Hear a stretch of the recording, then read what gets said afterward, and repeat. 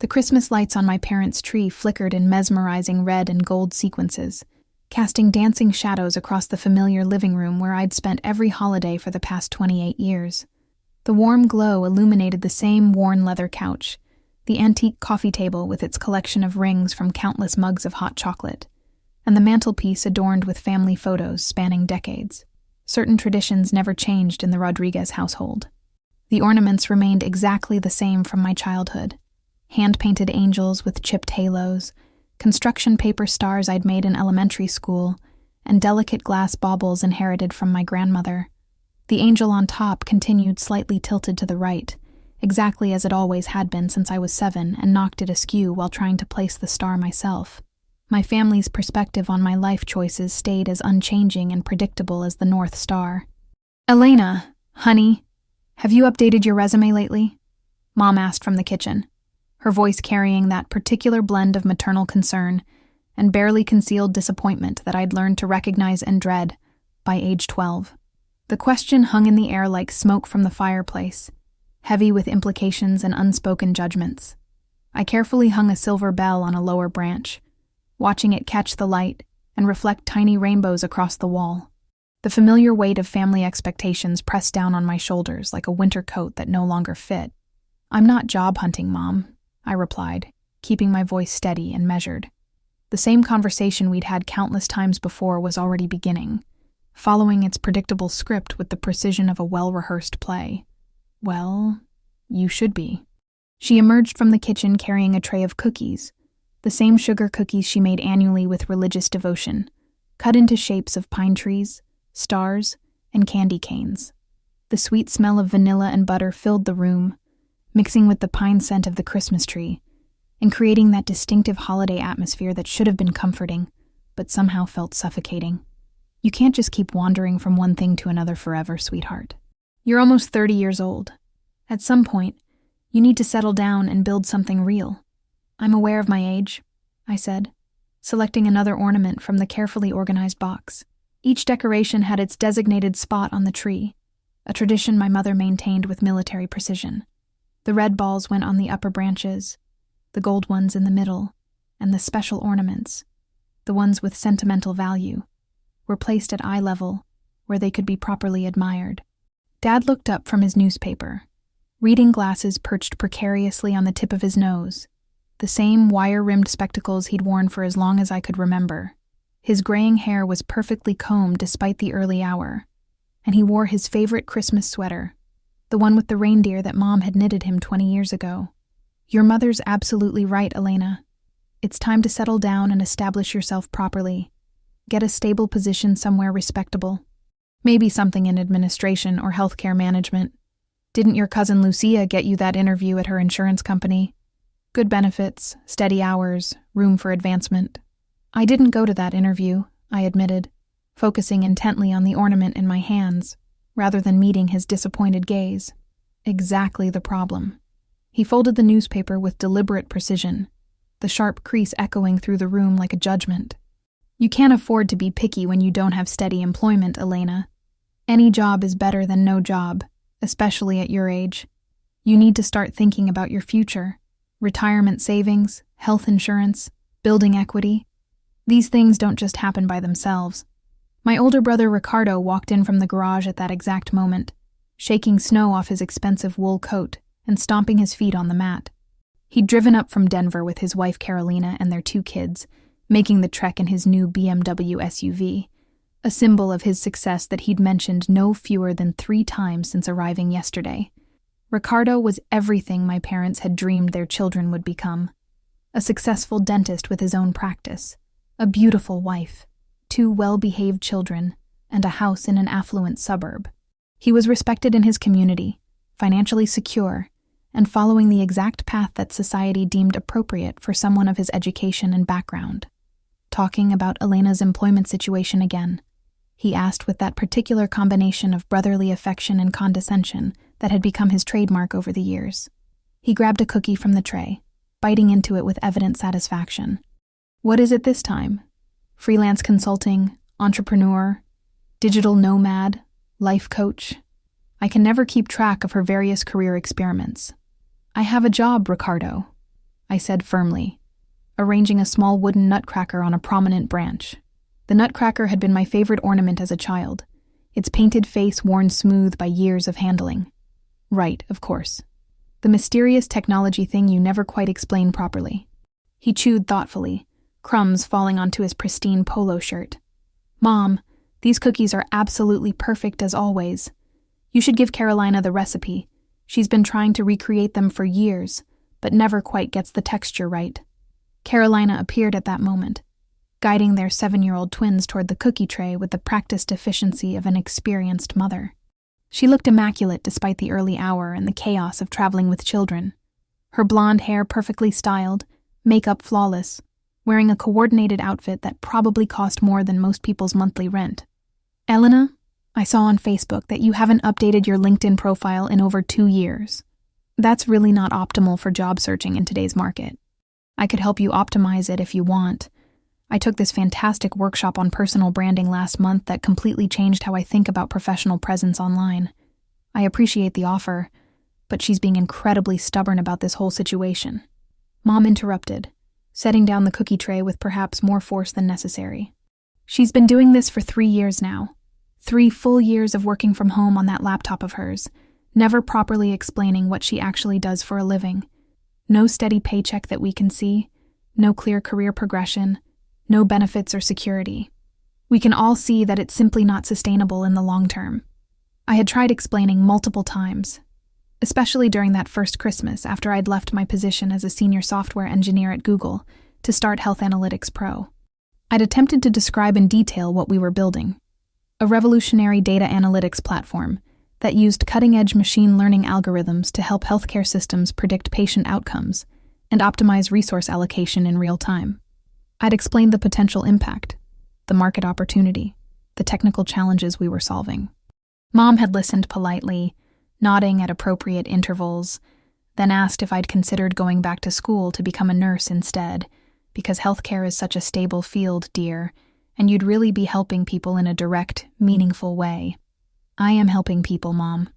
Our platform helps hospitals save lives by providing doctors with predictive analytics that can identify patients at risk for complications before they occur. We're essentially giving medical professionals a crystal ball that allows them to. But it's not really a proper job, is it? She'd interrupted gently. Working from your apartment? No office to go to? No colleagues to interact with face-to-face? No benefits package or retirement plan? What happens when you get sick? What about building equity for your future? What about starting a family someday? How can you plan for any of that without stability? That conversation had taken place 3 years ago, and since then, I'd gradually stopped trying to explain. The futility of it had become clear. They weren't really listening to understand. They were listening to respond with their own preconceived notions about what constituted legitimate employment. Health Analytics Pro had grown exponentially from just me and my brilliant co-founder Marina working out of my modest apartment to a dynamic team of 92 dedicated employees spread across 4 state-of-the-art offices. We'd successfully secured a staggering $195 million in Series B funding 9 months ago, a round that had been oversubscribed within hours and had venture capital firms practically begging for the opportunity to invest. Our impressive client list now included some of the most prestigious medical institutions in the country: Cleveland Clinic, Stanford Medical Center, Massachusetts General Hospital, and Johns Hopkins. Last month, after a competitive bidding process that lasted 6 months, the CDC had contracted us to build a comprehensive national pandemic preparedness system, a project that would fundamentally change how the country responds to public health emergencies. But despite all of these remarkable achievements, my family still operated under the assumption that I was essentially unemployed and floundering. Elena could come work at my dental practice, Ricardo offered magnanimously, sprawling on the couch with the casual confidence that success had given him. I genuinely need someone reliable to manage the front desk and handle patient scheduling. It's not particularly glamorous work, I'll admit, but it's steady employment with real benefits. Paid vacation time, health insurance, dental coverage, obviously, and there's definitely room for growth within the practice. That's very kind of you to offer, Ricardo, I said diplomatically, carefully adjusting another ornament to avoid looking directly at him. But I'm perfectly fine where I am currently. Where you are currently is essentially nowhere, Dad said. Not unkindly, but with the matter-of-fact tone he used when discussing practical matters.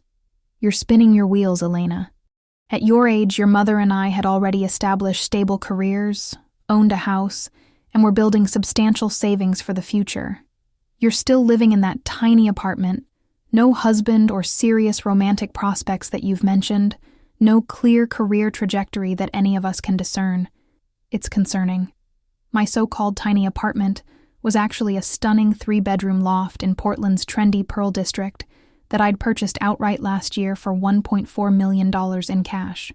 The space featured floor-to-ceiling windows, exposed brick walls, gleaming hardwood floors, and a view of the city skyline that real estate agents described as breathtaking. But my family had only seen it once during a brief visit, and they'd focused primarily on suggesting how I could make better use of the extra bedrooms, perhaps by getting a roommate to help offset the rental costs they assumed I was struggling to meet. I hadn't bothered correcting their assumptions about my living situation. "Dinner's almost ready, everyone," Mom announced with the decisive tone she used when shifting family activities. "Elena, would you mind setting the table? I've already put out the good china and arranged the centerpiece."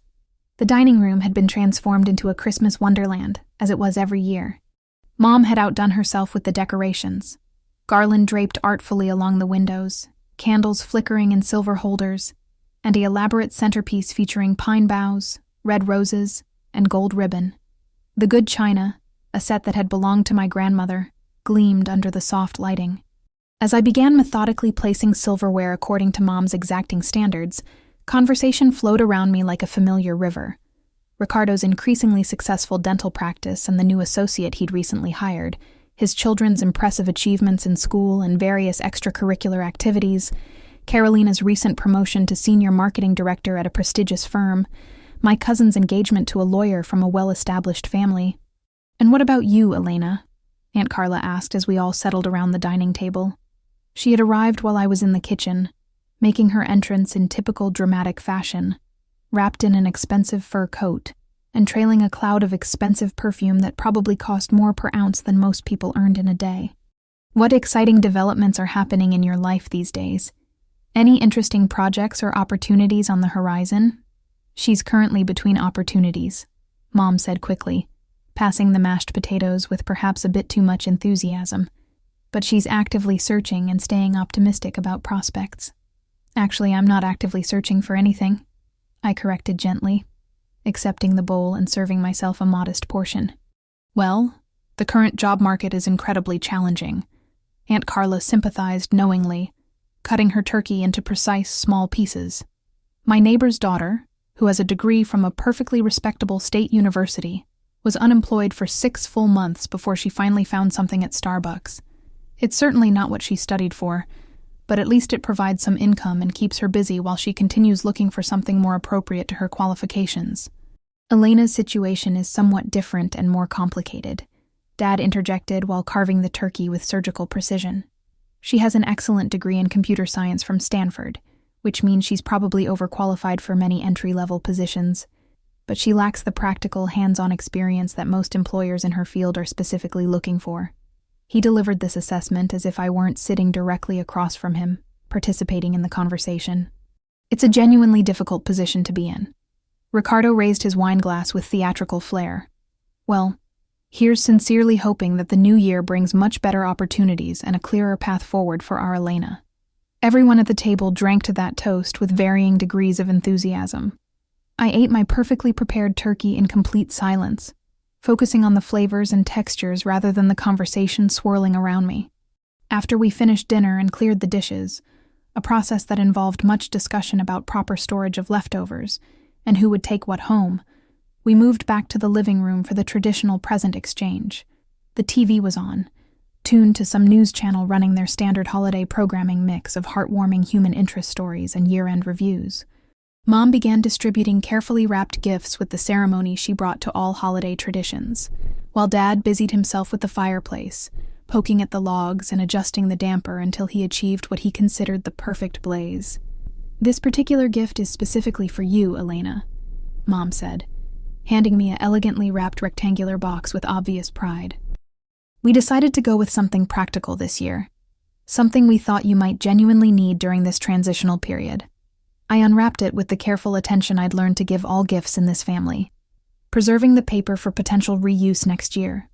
Inside, nestled in tissue paper, was an expensive leather portfolio case complete with a notepad, several high-quality pens, and a business card holder. It was exactly the sort of professional accessory one might carry to job interviews or networking events. This is for when you start interviewing properly and presenting yourself professionally, Mom explained with satisfaction. First impressions are absolutely crucial in today's competitive marketplace, and having the right accessories can make all the difference in how potential employers perceive your seriousness and commitment. Thank you, I said sincerely, running my fingers over the smooth leather. It really is beautiful craftsmanship. But there's something else, Dad announced, reaching behind the couch to retrieve an envelope that had clearly been hidden there for dramatic effect. Your mother and I had a long discussion about this, and we know that money is probably quite tight for you right now given your current situation. This should help tide you over during the holidays and give you a financial buffer while you get back on your feet properly. The check inside was made out for $6,000, a substantial sum that represented genuine sacrifice on their part. Mom, Dad, I really can't accept this, I protested, though I was touched by their generosity even as I was frustrated by their fundamental misunderstanding of my situation. We absolutely insist, Elena, Mom said with the firmness she'd used throughout my childhood when the matter was not open for debate. You're our daughter, and we're never going to stand by and watch you struggle, especially during the holiday season. Use it for rent, groceries, utilities, whatever you need most urgently. And please, sweetheart, really commit to finding something stable and secure in January. No more of this freelance consultant nonsense that's gotten you nowhere. Ricardo leaned over to see the check and whistled appreciatively. That's extremely generous. When I was Elena's age, I was already well established in my career, and certainly didn't need financial assistance from my parents. Different times, I suppose. But still, Ricardo, Carolina chided him gently, though without much conviction. I'm just making an observation, he said defensively. Elena needs some serious motivation to get serious about her career trajectory. This extended period of uncertainty isn't helping anyone. I carefully folded the check and placed it back in the envelope, setting it deliberately on the coffee table between us. I genuinely appreciate the thought and the generosity, but I honestly don't need financial assistance right now. Pride isn't going to pay your bills or put food on your table, Dad said bluntly. Take the money, Elena. Use it wisely. I'm not being prideful or stubborn, Dad. I'm simply telling you the truth when I say I don't need... We've been over this same ground countless times, Mom interrupted with visible exasperation. You consistently say you're doing fine, but we never see any concrete evidence of it. No steady employment that we can verify. No clear career progression that makes sense to us. No signs of the financial stability that comes with real success. How can you expect us to believe? The TV volume suddenly increased dramatically, cutting off Mom's familiar lecture. My nephew had grabbed the remote control, accidentally hitting the volume button while reaching across the coffee table for another cookie. Breaking news this Christmas evening, the ABC News anchor's authoritative voice suddenly filled the room, drowning out our family conversation. We're interrupting our regularly scheduled holiday programming to bring you a major technology story that's been developing throughout the day and has significant implications for the healthcare industry. Turn that down, sweetie, Carolina instructed her son gently, reaching for the remote. But the screen had already changed to display the ABC News logo prominently, with breaking news displayed in urgent red letters beneath it. The headline that appeared made my stomach drop. Mystery tech founder revealed. The identity of the anonymous founder behind Health Analytics Pro, one of the fastest-growing and most innovative healthcare technology companies in America, has finally been confirmed after 3 years of unprecedented secrecy. The anchor continued with the gravity reserved for major stories. For 3 full years, the company has maintained extraordinarily strict privacy policies regarding its leadership structure, but ABC News has now exclusively learned. My phone buzzed insistently in my pocket. A text message from Marina, my co-founder and closest business partner. I know you're with your family for Christmas. I'm so incredibly sorry. The story leaked early despite all our precautions. It's literally everywhere. Every major news outlet, all the tech blogs, social media is exploding. Our phones haven't stopped ringing. Health Analytics Pro made significant headlines earlier this year when they successfully secured $195 million in Series B funding, the anchor explained, his voice carrying the weight of the story's importance. The company's revolutionary healthcare analytics platform has been adopted by more than 500 hospitals nationwide and is directly credited with saving an estimated 12,000 lives through dramatically improved patient outcome predictions and resource allocation algorithms. Mom reached across the coffee table for the remote control. Let's find something more festive and appropriate for Christmas evening. Wait just a minute, Ricardo said, sitting up straighter on the couch, his attention suddenly focused entirely on the television screen. That company name, Health Analytics Pro, that sounds incredibly familiar. Where have I heard that before? The founder, who has operated under the most strict anonymity policies in the technology industry, has now been definitively identified as 29-year-old Elena Rodriguez, a former Google senior software engineer who left her prestigious position 3 years ago to start the company from her modest Portland apartment, the anchor announced. The room fell into complete, absolute silence. You could have heard a pin drop on the hardwood floors. My official photograph appeared on the screen.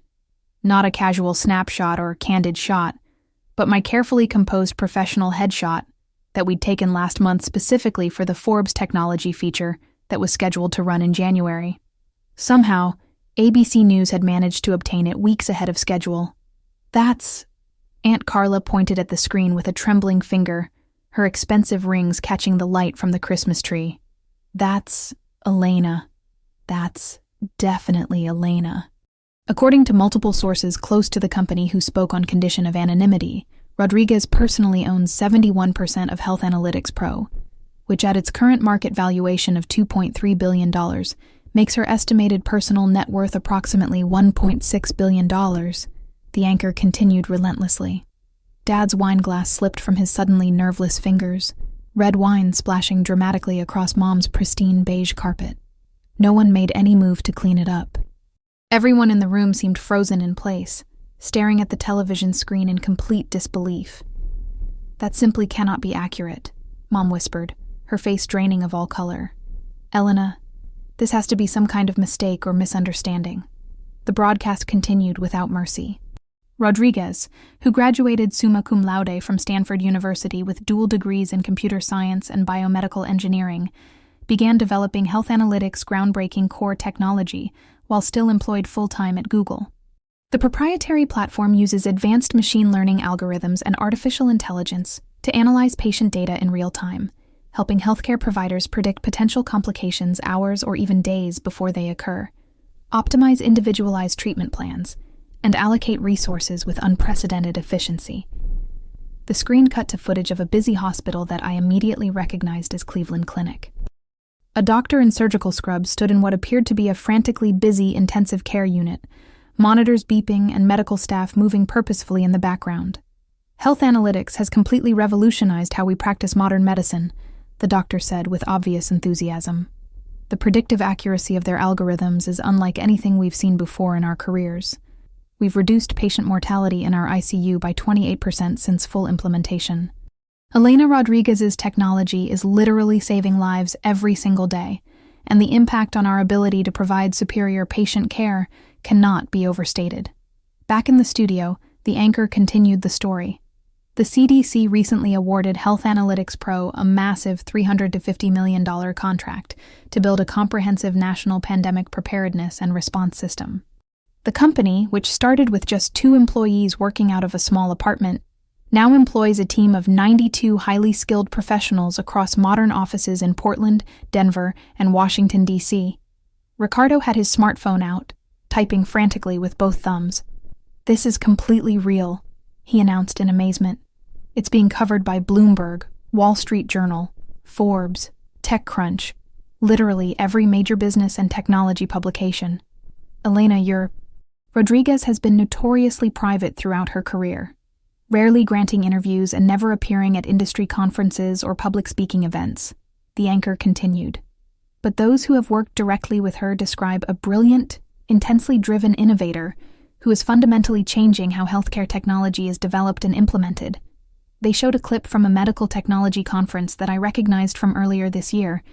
The moderator, a respected figure in healthcare innovation, was speaking passionately.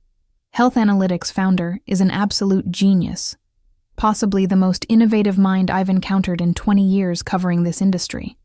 The work they're doing is absolutely revolutionary, and the fact that she's accomplished this by age 30 while maintaining complete anonymity is nothing short of remarkable.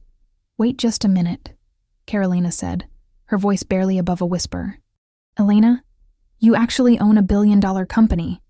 This is real? This is actually happening?" $2.3 billion, Ricardo corrected automatically, still staring at his phone screen in shock.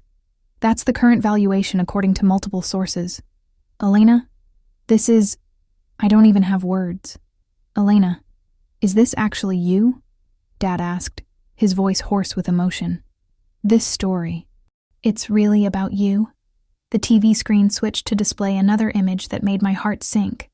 A screenshot of the Forbes article that wasn't supposed to be published until January. The headline read, "The Invisible Billionaire, How Elena Rodriguez Built Healthcare's Secret Empire." Mom made a sound that was somewhere between a gasp of shock and a sob of realization, her hands flying to cover her mouth. We reached out to Rodriguez for comment on this developing story, the ABC News anchor reported, but her representatives declined to provide any statement or make her available for interviews. However, the company did confirm her identity and released this carefully prepared statement. Health Analytics Pro was founded with a single, unwavering mission: to save lives through better data and superior analytics. Our founder's vision, leadership, and technical brilliance have made that mission a reality in hospitals across America. We're incredibly proud of the work we've accomplished and the thousands of patients we've been able to help. Dad finally managed to speak, his voice barely recognizable. "Elena, I looked around at my family members, taking in each of their shocked expressions. All of them were staring at me as if I'd suddenly transformed into a completely different person before their eyes. Mom's face had gone completely pale, her carefully applied makeup standing out starkly against her suddenly bloodless complexion. Dad looked as though he might actually be physically sick. Ricardo's expression was cycling rapidly through shock, confusion, embarrassment, and what might have been a hint of grudging admiration. "It's true," I said simply, my voice cutting through the silence like a knife. "Everything they just reported is completely accurate. But you told us?" Mom stammered, unable to complete her sentence, her worldview crumbling in real time. "I tried to tell you the truth multiple times over the past 3 years. You consistently refused to hear it or take it seriously. You said you worked in technology." Ricardo protested weakly. "You never said you owned..." He gestured helplessly toward the television screen where they were now showing aerial footage of our sleek Portland headquarters building. "You never mentioned that you were running a multi-billion-dollar operation. I specifically told you that I founded a healthcare technology company focused on predictive analytics. I explained in detail what our platform does and how it's being used. Your response was to tell me it wasn't a real job and suggest that I consider working as a dental receptionist. Joining us now via satellite is respected technology analyst Robert Chen to help our viewers understand the true significance of Health Analytics Pro in the broader healthcare industry," the ABC anchor announced. A new face appeared on a split screen, and I recognized him as one of the most prominent voices in healthcare technology analysis. "This is genuinely one of the most important healthcare innovations we've seen in the past decade," Chen said with obvious excitement. "What Elena Rodriguez has built isn't simply a successful company or a profitable business. It's technology that is fundamentally changing how medicine is practiced throughout the United States. The predictive algorithms they've developed are so accurate and reliable that hospitals using health analytics consistently see measurably better patient outcomes across virtually every metric that matters. We're talking about thousands upon thousands of lives saved, and she's accomplished this incredible feat in just 3 years, starting from absolutely nothing." "Starting from nothing?" The anchor asked for clarification. "Literally from her apartment, completely self-funded initially, then through a small angel investment round that she managed to secure through her network," Chen explained. "What's almost unprecedented in the technology industry is that she maintained absolute control of the company throughout the entire growth process, consistently refusing to give up significant decision-making power, even as funding rounds increased dramatically in size.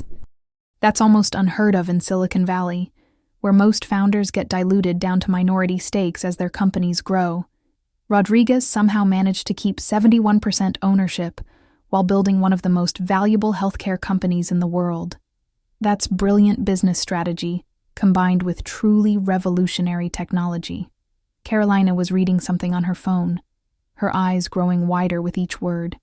There's a detailed article here about your apartment, Elena. It says you bought it last year It says you paid cash for a $1.4 million loft in the Pearl District. The article got the number exactly right, I confirmed quietly. Aunt Carla had both hands pressed over her mouth, her eyes wide with shock and what might have been a touch of fear. The other truly remarkable aspect of this story, the TV analyst continued, is Rodriguez's absolutely intentional anonymity throughout her career. In an industry that's become completely obsessed with founder celebrity culture, your Elon Musks, your Mark Zuckerbergs, your Jeff Bezos, she's remained almost completely unknown outside of healthcare and technology circles. No social media presence whatsoever, no conference appearances, no press interviews, no book deals, no podcast appearances, just pure laser focus on the technology and the mission. But why maintain such extreme privacy? The anchor asked, clearly fascinated by this angle of the story. According to everyone I've spoken with who knows her professionally, Rodriguez firmly believes that the work should speak for itself, Chen responded. She's genuinely not interested in personal fame or celebrity status. She's interested in solving massive, complex problems that have real-world impact. That kind of focus and dedication is incredibly refreshing in Silicon Valley, where founders often become celebrities and media personalities before their companies have even proven long-term viability. Mom stood up abruptly from her chair, walked unsteadily to the front window, and stood there with her back to the room. Her shoulders were visibly shaking, and I could tell she was crying even though I couldn't see her face. Dad rubbed his face with both hands, leaving his graying hair disheveled.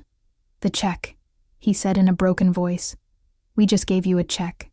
We tried to give you $6,000 because we genuinely thought you couldn't afford to pay your rent." "I know, Dad. I understand why you did it." Ricardo was frantically reading article after article on his phone, scrolling through story after story with increasing amazement. "This article says you personally turned down a $1 billion acquisition offer from Google last year. $1.1 billion, Elena. You said no to more money than most people could ever dream of. It wasn't enough money for what they wanted," I explained simply. "And more importantly, they wanted controlling interest and decision-making power over the technology. I wasn't willing to give that up under any circumstances. Not enough money," Ricardo repeated in a flat, stunned voice. "I've been working 15 years to build a dental practice that's worth maybe $3 million on a good day, and you turned down $1.1 billion because it wasn't sufficient. It wasn't about the money, Ricardo. It was about maintaining control of the mission and ensuring that the technology would be used to help people rather than simply maximize profits. The mission," he said, as if testing the words on his tongue. "Saving lives. That's always been the core mission from day one. That's exactly why I started this company in the first place." Carolina set her phone down on the coffee table as carefully as if it were made of explosives. "The article I just read says that Cleveland Clinic specifically credits your platform with reducing ICU mortality by 28% since implementation. 28%, Elena. Do you understand what that actually means in human terms?" I asked gently. "Yes," I said, meeting her eyes directly. "It means that approximately 480 fewer patients died in their intensive care unit last year than statistically would have without our predictive system in place. 480 human beings are alive right now, because of you, because of the technology you created, because of the company you built from nothing," Carolina said, her voice filled with awe. "Because of the entire team," I corrected. "Because of brilliant engineers and data scientists and medical professionals who believed in the vision. I just started the process." "You just started the process," Carolina repeated slowly. "You just casually built a multi-billion-dollar company that's saving hundreds of lives every year, and you never once mentioned any of this to your own family. I tried repeatedly to explain what I was doing. No one in this room was interested in listening or taking it seriously. Mom turned slowly from the window, tears streaming down her cheeks and leaving tracks in her carefully applied makeup. "I called it a phase," she said in a broken whisper. "I actually told Carla that you were going through an extended unemployment phase and that we were worried about your future. I remember that conversation," I said gently. "I gave you a leather portfolio for job interviews," she continued, her voice getting smaller. "I handed you business cards holders and career advice like you were a recent college graduate who didn't know how the world worked." "I know, Mom. I understand why you did those things. I've been telling everyone in town, my book club, the neighbors, people at church, that my daughter can't seem to keep a steady job while you're... She couldn't finish the sentence, overwhelmed by the magnitude of her misunderstanding. The TV had moved on to interviewing a hospital administrator from Massachusetts General, and his enthusiastic testimonial filled the room. Before health analytics, we were making critical treatment decisions based primarily on medical experience, historical patterns, and clinical instinct, all valuable tools, but ultimately limited. Now, we have access to data-driven insights that dramatically improve patient outcomes across every department. This technology will undoubtedly be standard in every major hospital within 5 years. Elena Rodriguez's company isn't just successful. It represents the future of healthcare itself. Dad picked up the envelope containing the check, staring at it as if it were a foreign object he'd never seen before. "You must think we're complete idiots," he said quietly. "I don't think that at all, Dad. We tried to give you money for basic living expenses. We offered you career advice and suggested you work as a receptionist. We treated you like a failure. You were trying to help me in the only way you knew how. I genuinely understand and appreciate that. But you let us continue thinking you were struggling and unemployed. For 3 entire years. I told you repeatedly that I wasn't struggling. You chose not to believe me because you never asked for concrete evidence or showed genuine interest in understanding what I was actually doing. You weren't willing to trust me when I said I was successful." "That's not entirely fair, Elena," Ricardo interjected, but his voice lacked any real conviction. "Isn't it fair? Be completely honest with yourself, Ricardo. When was the last time Mom and Dad spent an entire family dinner discussing your professional accomplishments without using my supposed failures as a point of comparison? When did they last praise your success without mentioning how worried they were about my lack of direction?" He didn't have an answer for that question. "I've been the family measuring stick for failure for my entire adult life," I continued. "I've always been the weird daughter who liked computers too much, who made unconventional choices, who refused to follow the traditional path that everyone expected. And honestly, I became okay with that role. I stopped needing your approval or validation 3 years ago when I decided to take the enormous risk of starting this company. But we're your family," Dad said with obvious pain in his voice. "You should need our approval and support." "No, Dad. I should have your support, but I shouldn't need your approval. There's a crucial difference between those two things. Approval means you get to judge whether my choices meet your predetermined standards. Support means you trust me to make my own decisions, and you back me up regardless of whether you understand or agree with those decisions." The TV had transitioned to showing footage of our Denver office, and the images were impressive even to me. Employees moved through a modern workspace filled with natural light, working at adjustable standing desks, collaborating in glass-walled conference rooms equipped with the latest technology. The energy and innovation were practically visible through the screen. "The company culture at Health Analytics is reportedly exceptional by industry standards," the reporter narrated over the footage. "Rodriguez is known throughout the organization for prioritizing employee well-being, offering generous benefits packages that go far beyond industry norms, and maintaining a clear mission-focused environment where everyone understands how their work contributes to saving lives. Employee reviews on sites like Glassdoor consistently rate it as one of the best places to work in the entire technology sector." Aunt Carla's phone started ringing again. She glanced at the caller ID, immediately declined the call, and then switched the phone to silent mode entirely. "Everyone in town is going to know about this by tomorrow morning," she said weakly. "Everyone in the entire country knows right now," Carolina observed from her position near the front door, where she'd moved to peek through the curtains. "This isn't just local news or even regional news. This is major national and international coverage. You're absolutely right, Ricardo confirmed, still scrolling through news coverage on his phone. The BBC is covering the story. So are Reuters, the Financial Times, and major publications in Germany and Japan. Elena, you're trending #1 on Twitter worldwide. The hashtag #InvisibleBillionaire is everywhere. I pulled out my own phone to assess the damage. The numbers were staggering. 71 missed calls from various journalists and media outlets. 158 text messages from colleagues, friends, and acquaintances I hadn't heard from in years. My email inbox showed hundreds of new messages, the notifications continuing to pile up faster than I could process them. My public relations team was in full crisis mode in our company Slack channel, with messages flying back and forth as they tried to coordinate a response to the media frenzy. Marina had sent me another text. Currently hiding in my bathroom because there are reporters camped outside my apartment building.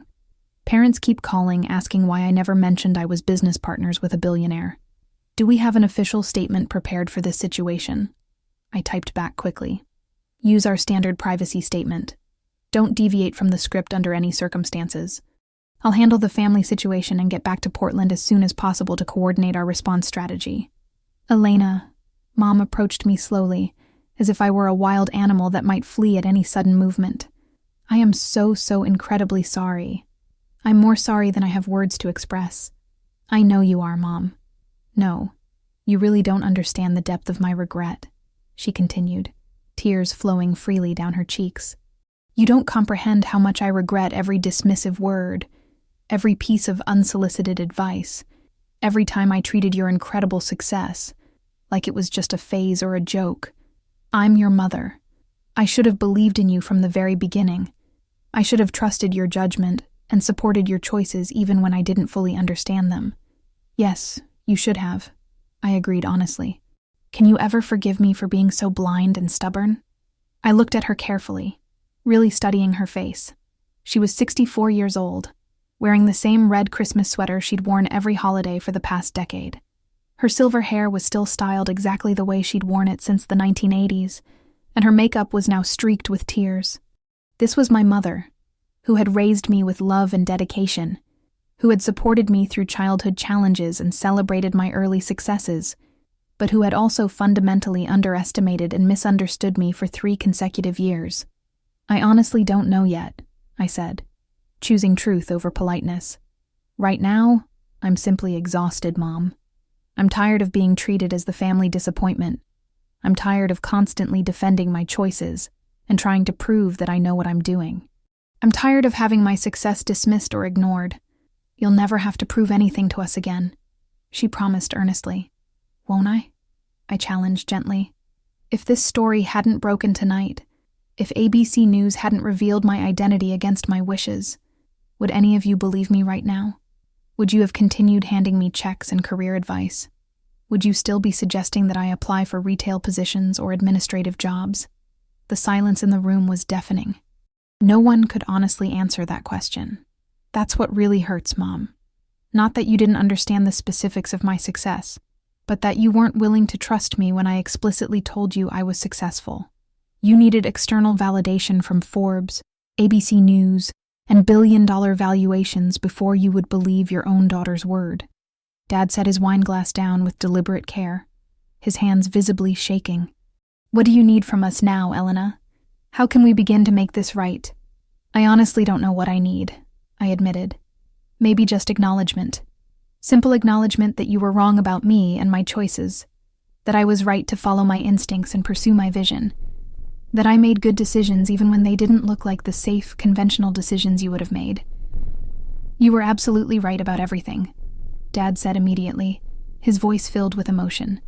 About the company, about the mission, about every single choice you made. You were right, and we were completely wrong. And you're brilliant. You've accomplished something genuinely extraordinary, something that will save countless lives and fundamentally change healthcare, and make you one of the most successful people in the entire country. And we missed it completely. We missed every moment of your incredible journey because we were too busy trying to fit you into a narrow box that made sense to our limited perspective. Ricardo stood up from the couch, walked across the room, and extended his hand formally. "You're better than all of us, Elena. I'm genuinely sorry I couldn't see it before this moment."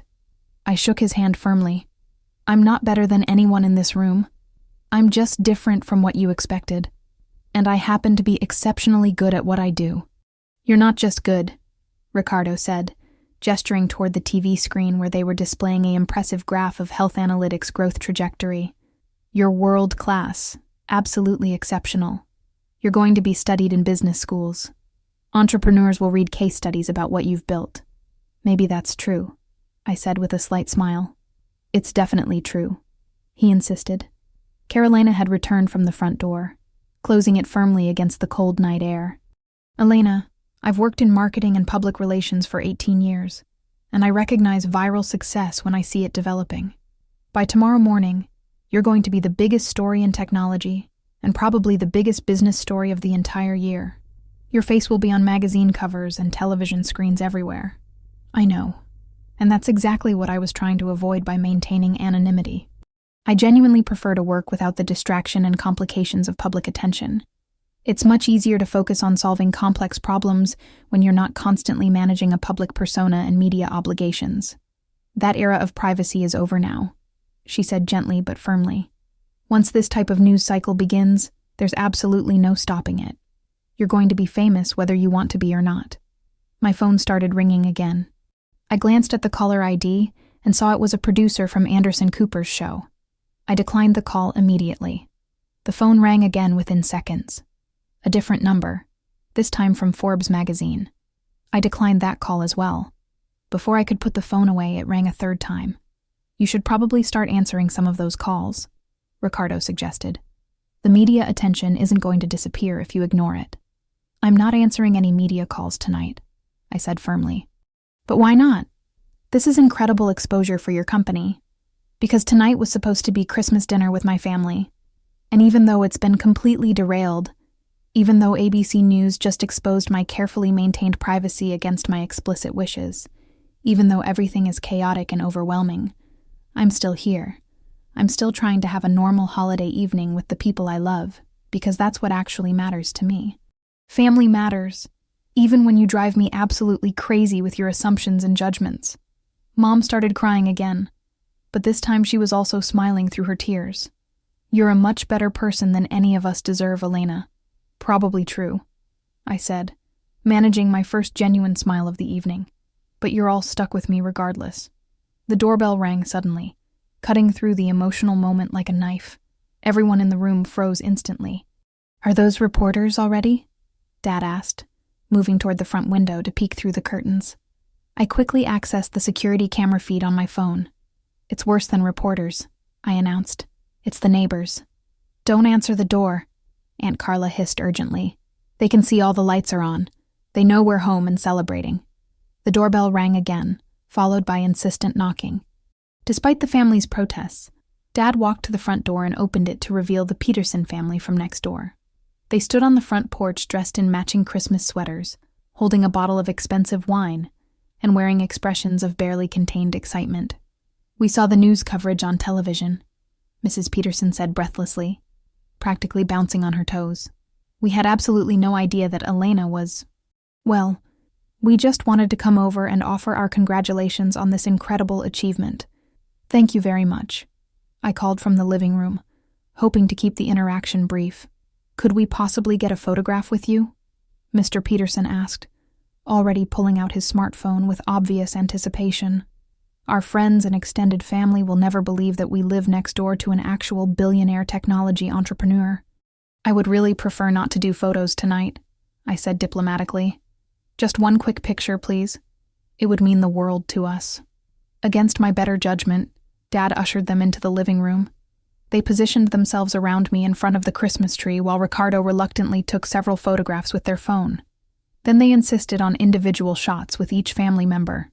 Finally, they wanted a large group photo including my parents. "This is so incredibly exciting," Mrs. Peterson gushed as she examined the photos on her phone. "Wait until the neighborhood association hears about this amazing news. You're going to be the most famous person who's ever lived in this neighborhood." They eventually left, but before Dad could even close the front door properly, Another car was pulling into the driveway. Then another vehicle arrived, and another after that. "This is just the beginning," Carolina observed grimly. "The circus is officially starting." She was absolutely right. Over the next hour and a half, we received 9 additional unannounced visitors. There were neighbors from throughout the subdivision, extended family members I hadn't seen in years, friends from Mom's book club, Dad's golf buddies, and even people I didn't recognize who had somehow heard the news and decided to stop by. Everyone suddenly wanted to reconnect with the family of the newly revealed billion-dollar technology founder. The conversations were awkward and repetitive, filled with expressions of amazement and requests for photos and business advice. By 9:30 p.m., I had reached my absolute limit of tolerance. "I need to leave," I announced to the room. "This situation isn't sustainable." "You can't possibly leave," Mom protested immediately. "It's Christmas night, and we need to process all of this as a family." "Mom, this stopped being a normal Christmas celebration about 4 hours ago. Right now it's a full-scale media circus, and I need to get ahead of it professionally before it spirals completely out of control. We can stay here and keep unwanted visitors away," Dad offered. "We'll protect your privacy." I looked out the front window. There were now professional photographers with telephoto lenses positioned across the street, and I could see at least 2 television news vans parked at the end of the block. "Dad, tomorrow morning this entire house is going to be completely surrounded by media crews and reporters. I need to get back to Portland immediately, meet with my team, and coordinate a comprehensive response strategy. This is going to be the most crucial week in the entire history of our company. I need to manage it properly." Dad followed my gaze and saw the photographers for himself. "How did they locate you so quickly?" he asked in amazement. "I'm not difficult to find," I explained. "My parents' address is probably stored in dozens of public databases and background check services. Once ABC News confirmed my identity, every journalist in the country started conducting research and digging into my personal life." "What should we do when reporters start asking us questions?" Mom asked nervously. "Nothing at all," I instructed firmly. "Don't give interviews under any circumstances. Don't answer any questions about me or the company. Politely refer everything to our public relations team, and I'll send you their direct contact information before I leave." "Elena," Mom grabbed my hand desperately. "Before you go, please listen to me. I need you to understand how incredibly proud I am of what you've accomplished. I need you to know how deeply sorry I am for not supporting you properly. I need you to know how much I love you. I know you love me, Mom. That was never in question. But do you really know? Do you understand the depth of my regret? Because I feel like I've spent 3 years consistently telling you the exact opposite of what I should have been saying." "You did spend 3 years doing exactly that," I agreed honestly. "So how can I possibly forgive you right now?" I squeezed her hand gently. "I didn't say that I forgive you, Mom. I said that I know you love me. Those are 2 completely different things. Forgiveness is going to take time and effort, and changed behavior. But love was never the question. I've always known that you love me deeply. The problem was that you didn't respect me or trust my judgment. I respect you now more than I can express," she said earnestly. "Do you really respect me now? Or do you respect me because ABC News and Forbes and billion-dollar valuations told you that you should? Because, Mom, I needed you to respect me and trust me before the external validation arrived. I needed you to believe in me when it was just me telling you about my dreams and my plans. That's the kind of respect that actually matters in a family." She nodded through her tears, understanding finally dawning in her eyes. "I will earn back your respect and trust," she promised. "However long it takes, whatever I need to do." "Okay," I said simply. "I believe that you'll try." I moved around the room, hugging each family member goodbye. Mom held on longer than usual, whispering additional apologies in my ear. Dad's embrace was firm and filled with newfound respect. Ricardo's hug included a whispered, "I'm genuinely proud of you," while Carolina simply said, "Go change the world." Even Aunt Carla managed a tearful farewell, and the twins received enthusiastic high fives. "Elena," Ricardo called out as I reached for my coat, "for whatever it's worth, I really am proud of you. Not because of the money or the valuation or the news coverage, but because you did something genuinely meaningful with your life. You're actually saving lives with your work. That's..." That's more significant than anything I'll ever accomplish. You're a dentist, Ricardo, I reminded him. You help people feel better and maintain their health every single day. Don't minimize the value of that contribution. It's not the same scale or impact, he said quietly. It's different, I agreed. But different doesn't mean less important or less valuable. I stepped out into the cold December air, immediately feeling the sharp contrast with the warm, emotionally charged atmosphere inside the house. The photographers across the street immediately began snapping pictures and shouting questions at me. Ms. Rodriguez, how does it feel to have your identity revealed? Ms. Rodriguez, will you be granting interviews about your success? Ms. Rodriguez, what's the next phase for Health Analytics Pro? I ignored all the questions completely, focusing instead on reaching my car. It was parked in the driveway, a simple, practical Honda Civic that I'd owned for 4 years. Not the flashy Tesla or luxury sedan that people probably expected a billionaire to drive, but it suited my personality and values perfectly. As I backed out of the driveway, I could see my entire family watching from the front window. Mom was still crying, but she was also waving. Dad had his arm protectively around her shoulders. Ricardo and Carolina stood behind them with the twins pressed against the glass, all of them looking somewhat shell-shocked by the evening's revelations. My phone rang through the car's Bluetooth system. I answered without looking at the caller ID. Hey there. Marina's familiar voice filled the car. Hey yourself, I replied. How are you holding up? Define holding up, she said with a shaky laugh. Fair point, I acknowledged. That seems to be the question of the day. The office has turned into complete chaos, she reported. We've received 78 different interview requests in just the last 2 hours. Every major media outlet wants an exclusive sit-down interview. Forbes wants to move up their cover story publication date. The Wall Street Journal is offering significant money for an exclusive first interview. And Anderson Cooper's people have called 3 times requesting a primetime special. The answer is no to all of them, I said firmly. Elena, we can't simply ignore this level of media attention. You're literally the biggest story in technology and business right now. We need to develop a comprehensive media strategy immediately. Fine. Here's our strategy. We'll hold exactly 1 press conference tomorrow morning. We'll release a brief prepared statement. I'll answer precisely 5 questions from the media, and then we're done with publicity. After that, we return to our normal work routine. 1 press conference isn't going to be nearly enough to satisfy this level of interest. It's going to have to be sufficient, I said with finality. Marina, we didn't build this company to make me famous or to generate publicity. We built it to save lives and improve healthcare outcomes. That core mission doesn't change just because ABC News figured out my name and decided to broadcast it to the world. But the world wants to know your personal story, she protested. Then the world can read about it in the Forbes article when it's published next month. Right now, we have critically important work to continue. We have a CDC system to design and build. We have hospital partnerships to maintain and expand. We have patients who are depending on our technology to stay alive. That's what actually matters, not putting my face on television screens.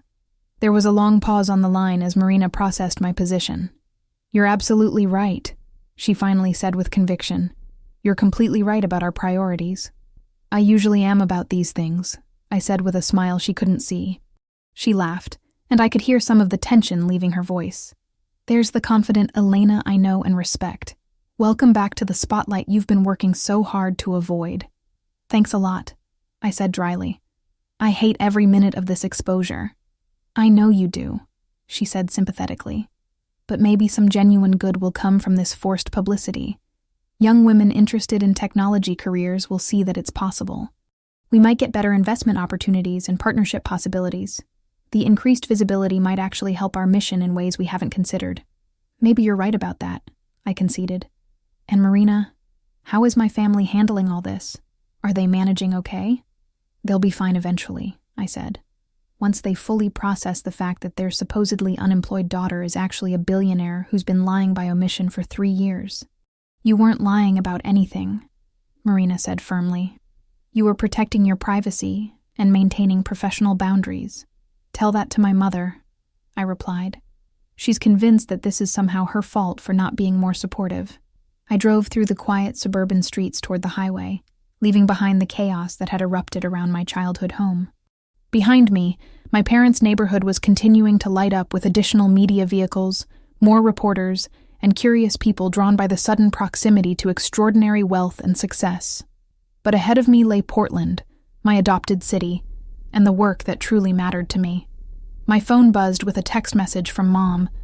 "I love you more than words can express. I'm sorrier than you'll ever know. I'm proud of you beyond measure." I quickly typed back, "I know. I love you too. We'll talk tomorrow and figure out how to move forward." Another message appeared, this one from Ricardo. "You really turned down $1.1 billion. You're either completely insane or the smartest person I've ever known. Probably both. You're my hero." Despite everything, I found myself smiling as I merged onto the highway. The road stretched out before me, dark and mostly empty on Christmas night. Somewhere ahead was the rest of my dramatically changed life, now destined to be lived in the harsh glare of public scrutiny, analyzed and dissected by people who had never bothered to notice me before tonight. But also ahead was the continuation of my work, my mission, and the patients whose lives would be saved by the technology I'd spent 3 years developing while my family assumed I was unemployed and struggling. And somehow, despite the chaos and the unwanted exposure and the complete destruction of my carefully maintained privacy, that made everything worth it. Even the media circus, even the end of my anonymity, even the Christmas dinner from hell where ABC News revealed my identity to a family who had spent 3 years trying to fix a daughter who was never actually broken. I turned up the car's radio, letting holiday music fill the space around me, and despite the overwhelming nature of everything that had happened, I started to laugh, because somewhere in all the absurdity and chaos and complete derailment of my meticulously maintained anonymity, there was something almost poetically perfect about the timing. My family had spent 3 years consistently underestimating me and questioning my choices, and ABC News had chosen Christmas Day, the one day when we were all together, the exact moment when they were handing me checks and unsolicited career advice, to prove them spectacularly, publicly, and irrevocably wrong. If I had planned the revelation myself, I couldn't possibly have written it any better.